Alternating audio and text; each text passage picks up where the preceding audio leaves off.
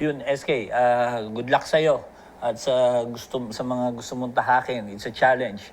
Nung panahon na naging SK chairman ako, admittedly, mas gusto ko maging SK chairman dahil yun ang sinumpaan ko kesa sa mag-aral. So, na-sacrifice ng konti yung aking pag-aaral. Sana hindi mangyari sa inyo at kasi yung pagiging SK chairman may limitasyon. Pero yung pag-aaral, ano yan eh, it will bring you to a lot of places at successes in life. Yun.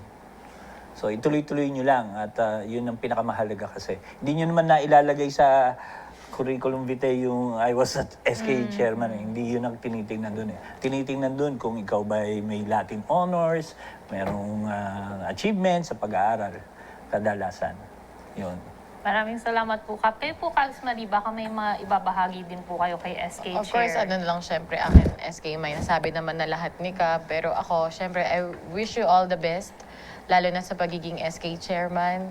It's the grassroots of leadership na kung saan ito yung magti-train sa atin para mas maging mahusay pa na isang leader ng ating komunidad, lalo na sa ating bansa. Kaya sana gawin natin yung mga tama pagdating sa sangguniang kabataan